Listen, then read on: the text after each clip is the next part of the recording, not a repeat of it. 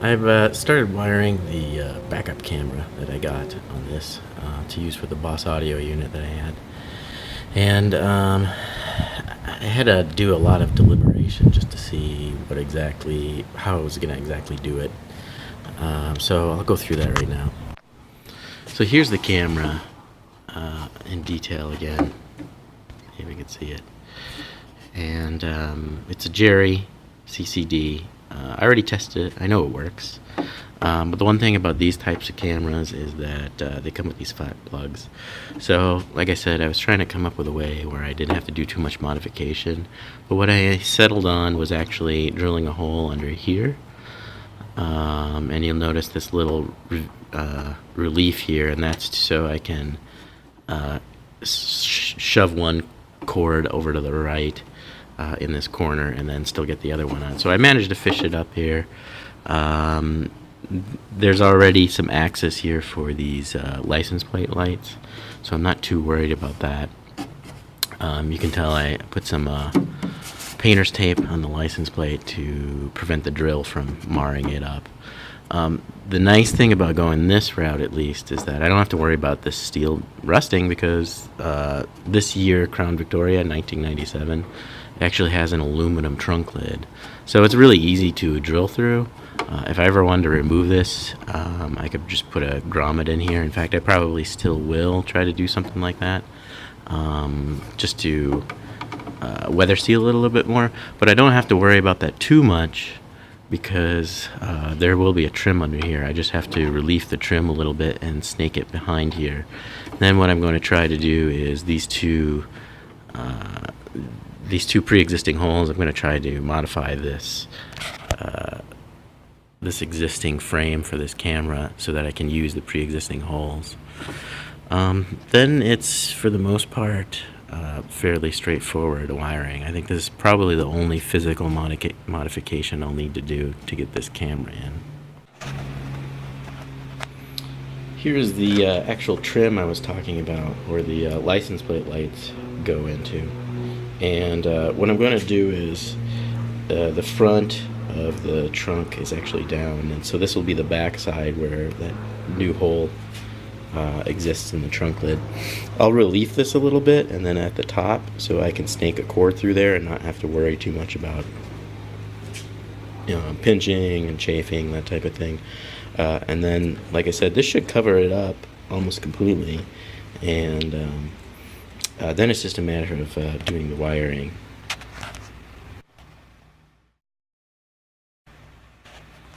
So here you'll see, it's probably a little bit easier to see from here. You'll see I took out this little butt here. I also relieved the top, so the cord can come up through here and then fold along here and be relieved and not be pinched by this part. So I'll check it, but I think you'll get the general idea.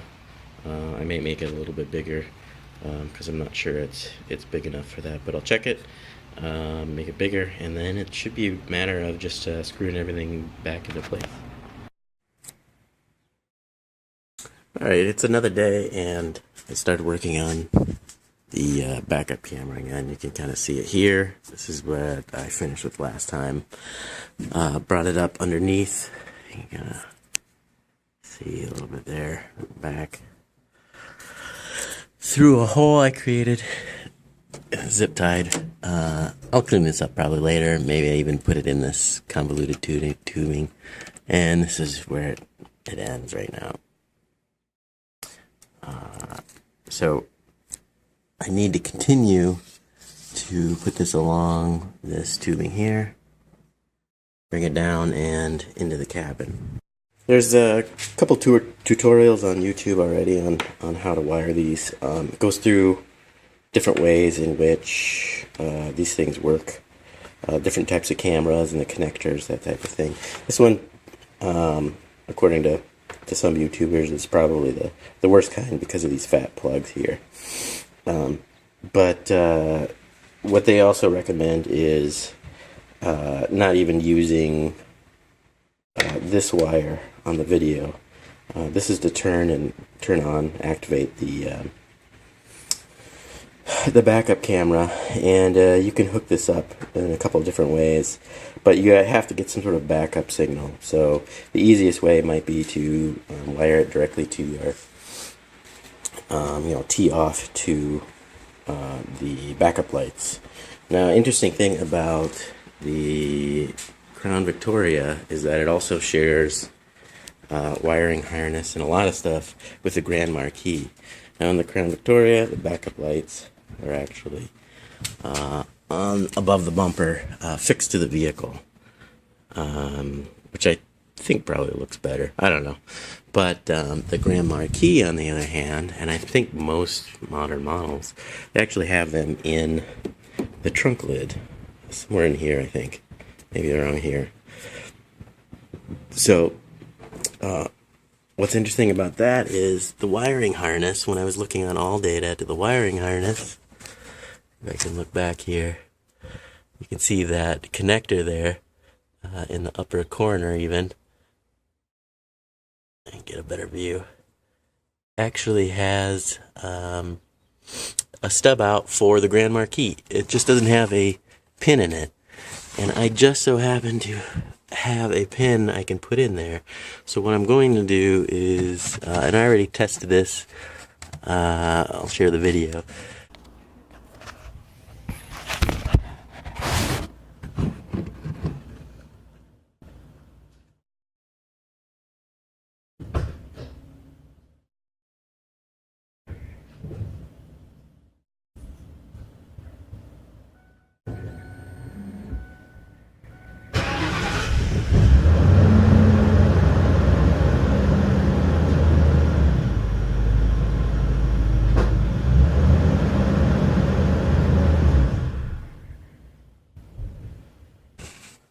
I'm going to use that wire for my backup input and then just run the single video input all the way to the head unit. I'll share a little bit on how that's done. Alright, I have a messy bench here. Here are some of the pins. I don't remember what this was for, but I just happen to have it. But these are the missing pins here. So I unwrapped it. This is the wrap that Ford uses to get some lengths of wire. So to keep in color with the actual power, I'll use red and black, and they just happen to be, I believe, the right length, more or less. Looks pretty good to me. Here, so I will graph these onto here, but how I'm going to do that is actually down at this end. Let me get these out of the way. Unneeded ones here. So here's the ends here. And so what I think I'm going to try to do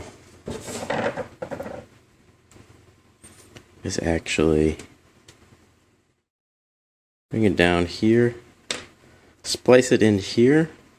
So I'll have, let's see here, two on this side and then the one on this side, and then at the end of the power cable here,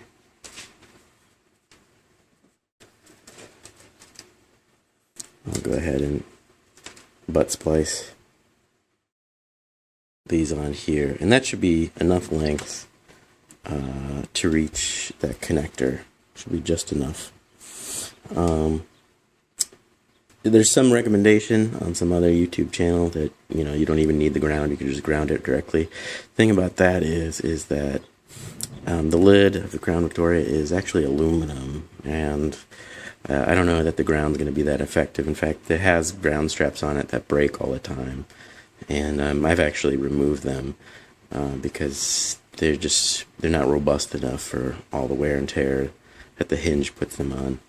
So I'm going to try to run a separate ground. The problem is on that connector there doesn't seem to be another ground, so I'm going to have to find a way to ground it. I'd like to put it, maybe I'll splice into that connector. I'll take another check there. But this pin will be a new pin there. It's the black and pink coming off of the, I think it's the male connector. That's actually for the Grand Marquis, and it doesn't go anywhere. So this extra female pin, I guess you could say. It's not a pin.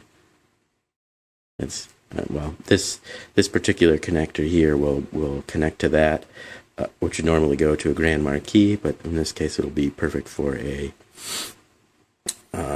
for the Crown Victoria backup camera.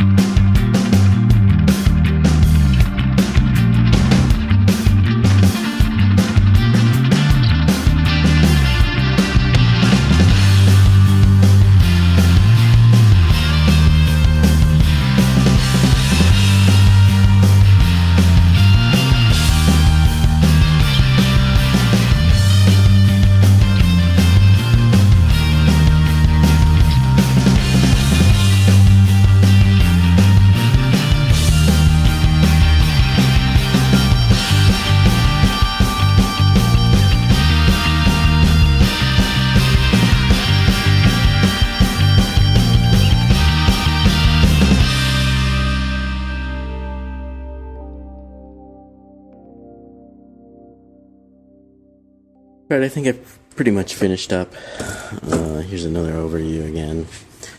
Here are the two plugs together. Here's where the positive from the video signal will tie in and splice in to the power for the camera. Down here. And here's where I extended it. Both wires again. And one of those wires, here's the length I'm shooting for, this blue here. One of those wires will be this pin here, which goes into the Grand Marquis, typically the Grand Marquis backup light, and then this will be a ground that I'm going to splice into the existing ground. So I don't do a very good job at soldering. I hope these keep well. I might do something. I might actually come back here with some more heat shrink and kind of tie these together to strengthen them up, because I don't have the best confidence, and you can tell actually I ran out of solder, so that better stick for the time being. I don't want to come back and do this again, but I gave them a good tug test. They should be okay as long as there's not a lot of flexing. So I'll finish that up and then go ahead and try to install it in the car. So here's the near final end result.